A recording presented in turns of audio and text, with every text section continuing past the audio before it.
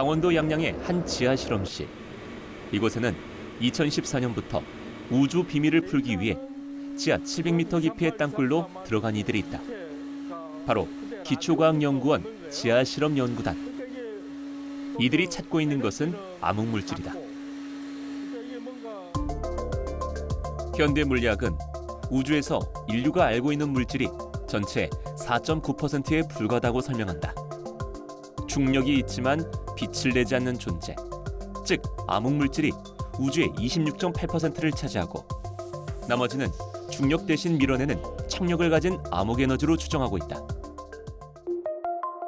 암흑물질은 1930년대 초 스위스 천체 물리학자 프리츠 츠비키가 은하 질량을 관측하면서 눈에 보이지 않는 질량의 존재 가능성을 제시하면서 그것을 암흑물질이라고 불렀다.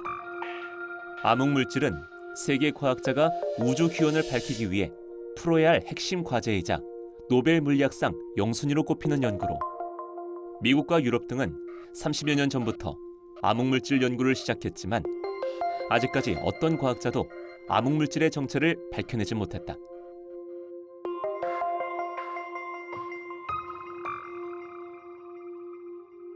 다만 이 과정에서 일본 과학자들은 2015년 지하 실험실에서 다른 물질과 거의 반응하지 않는 중성미자를 발견해 노벨상을 받기도 했다.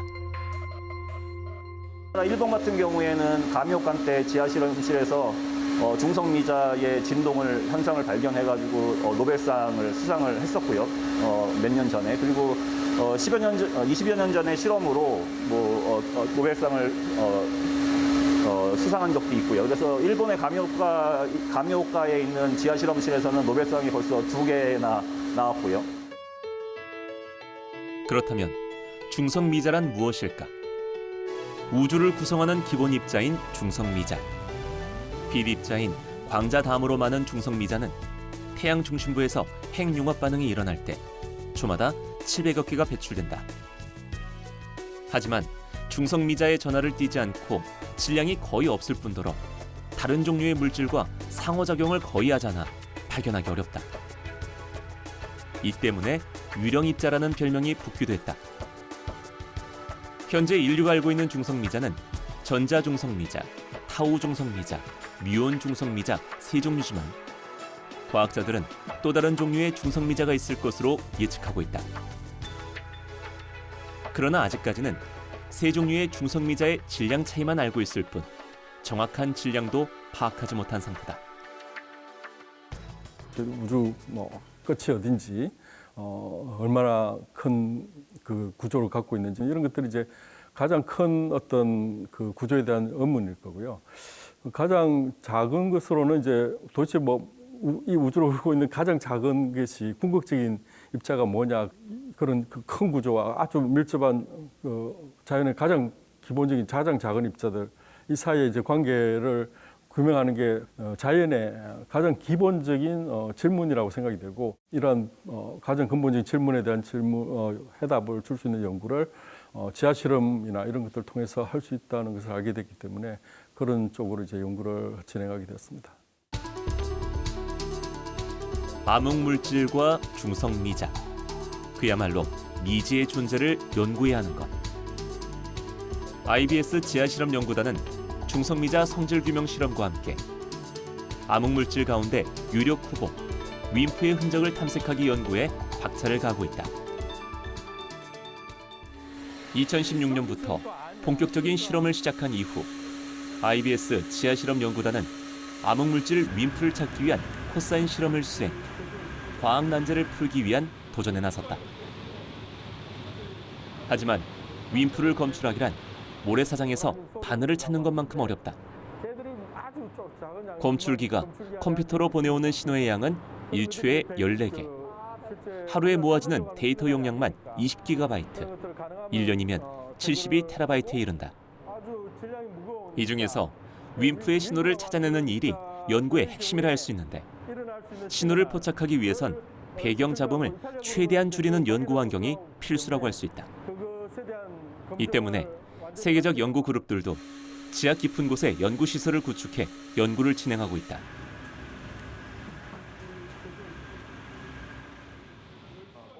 암흑물질과 중성미자 연구에 속도를 내기 위해 IBS 지하실험 연구단은 더 나은 연구 환경 조성에 박차를 가했고 드디어 지난 10월 5일 강원도 정선의 초거대 지하실험실 예미랩을 준공했다. 어마어마한 지하실험의 메카로 거듭날 것을 기대하고 이 시설을 통해서 정말 세계적인 연구 성과가 나오기를 기대합니다. 예미산 지하 1000m에 건설된 예미랩은 서울 잠실의 롯데타워 높이의 2배에 달한다. 지하 700m인 양양 실험실보다 300m 더 깊은 예미랩은 뮤온 등 중성 미자나 우주 방사선의 잡음을 5배 정도 줄일 수 있어 연구에 더욱 최적화된 환경이 될 것으로 기대된다.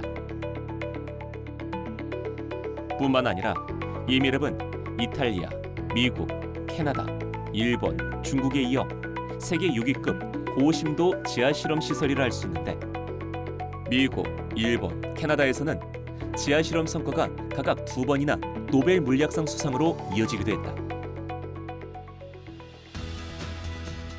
그렇다면 예미랩의 속살은 어떤 모습일까? 지하 587m까지 내려가는 엘리베이터를 타고 내려가는데 1초에 4m씩 내려가는 엄청난 속도에도 워낙 깊은 곳까지 내려가야 하기 때문에 약 2~3분의 시간이 걸린다. 현재는 차세대 대용량 검출기 구축을 위한 인프라 공사를 마친 상황. 올해 연말까지 양양 실험실에 있는 실험 장비를 옮겨오는 과정이 이루어지고 모든 실험 장비 설치가 세팅되면 내년부터 본격 실험에 돌입한다는 계획이다. 예미랩이 완공되면 암흑물질을 탐색하는 코사인 실험을 한 단계 끌어올리는 것은 물론 예미랩의 또 다른 중요 임무, 중성미자 미방출 이중 베타 붕괴 실험도 이루어질 예정인데 이중 베타 붕괴 실험은 중성미자의 성질을 밝히려는 프로젝트로 중성미자의 성질은 우주 초기 생성의 비밀을 이해할 열쇠가 된다. 빅뱅 직후 우주엔 물질과 반물질이 함께 만들어졌는데 어떻게 물질만 비대칭적으로 남아 현재 우주를 구성했는지 이해하기 위한 첫걸음이 되는 셈이다. 물리학계의 80년 난제인 이 문제를 푼다면 노벨 물리학상 수상으로 이어질 것으로 학계는 보고 있다. 중성미자가 질량이 굉장히 작고 반응도 굉장히 약하게 해가지고 아직 그 정확한 질량이나 아니면 그 성질이 잘 알려져 있지 않습니다. 그래서 중성미자가 방출되지 않는 그런 이중 베타 붕괴라는 실험을 통해서 중성미자의 질량하고 성질도 밝히려고 하는 연구가 하나 있고요. 코사인이라고 하는 실험 결과는 굉장히 국제적으로도 많이 인정을 받고 있고 또 이러한 검증 과정을 통해서 암흑물질 정체에 한 발 더 나아갈 수 있는 그런 연구 결과이기 때문에 네이처지에도 이제 발표가 됐고 많이 국제적으로 이제 그런 연구 결과의 해석에 대해서 많이 디스커션을 하고 있는. 앞이 보이지 않는 컴컴한 지하에서 우주의 비밀을 찾는 사람들. 대한민국에서 이제까지 없었던 연구를 시작한 지금 기초과학에 보다 더 많은 국민적 관심이 필요하다고 말한다. 기초과학에 관한 우리가 암흑물질에 관한 실험 먼저 시작을 했을 때 굉장히 소규모로 이제 진행을 할 수밖에 없었고 그동안에는 그런 연구비의 확보 이런 것들이 가장 큰 어려움이었다고 생각이 듭니다. 기본적인 질문에 답을 줄 수 있는 기초과학에 대해서 일반 국민들도 이러한 과학이 과연 필요하다. 그리고 이러한 암흑물질 뭔가에 관한 호기심을 일반 국민들도 물론 일반 국민들이 연구를 하는 건 아니지만 굉장히 자연에 대한 가장 기본적인 질문이니까 일반 국민들이 그런 질문들을 좀 더 많이 가지고 기본적인 질문에 답하려는 이런 기초과학에 대해서 그런 과학이 필요하다. 이런 과학을 하기 위해서는 많은 지원이 필요하다. 이런 공감대가 있었으면 하는 바람입니다. 지난 17일 국내외 과학자들이 한자리에 모였다. 과학기술정보통신부와 한국과학기술단체 총연합회가 주최한 이번 기술 교류회는 올해 연말까지 과학계 핵심 분야에 대해 국내외 연구자들이 한자리에 모여 토론과 최신 연구 동향 공유, 강연까지 진행하는 교류회장이라 할 수 있다.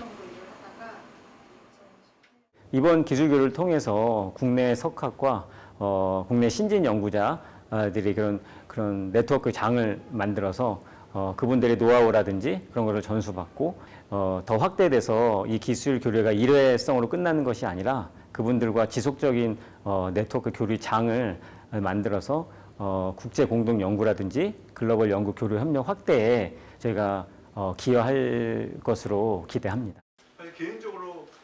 항공 우주 분야를 시작으로 올해 연말까지 인공지능, 첨단 바이오, 양자 등을 주제로 기술 교류회가 이루어질 예정인데 오늘 주제는 보안 기술이다. 중국 같은 경우는 연구자들 사이에 많은 협력 연구가 많이 일어나고 있는데 한국은 많이 이루어지고 있지는 않거든요. 그래서 조금 더 다양한 연구 협력이 일어날 수 있으면 좋겠다라는 게 있었고. 연구실이나 학교 또는 회사에서 벗어나 같은 고민과 생각을 나누는 시간. 과학계 교류회 장이 대대적으로 마련됐다는 점에서 의미가 있다고 할 수 있다. 저 스스로도 제가 직접 연구하고 있는 분야가 아닌 지금 다른 보안 문제들을 연구하고 계시는 분들의 발표, 토론을 들으면서 새로운 연구 분야에 대해서도 많이 배웠고 그분들이 개발하신 각종 기술들을 제가 관심 있는 연구 분야에서 어떻게 활용할 수 있을지에 대해서도 계속 생각을 하게 되고요.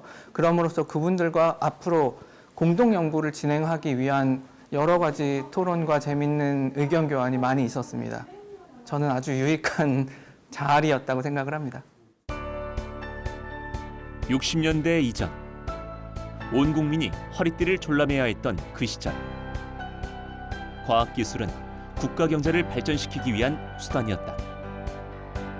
우리는 과학기술을 앞세워 놀라운 경제 성장을 보였고 비로소 기초과학에 주목하기 시작했다.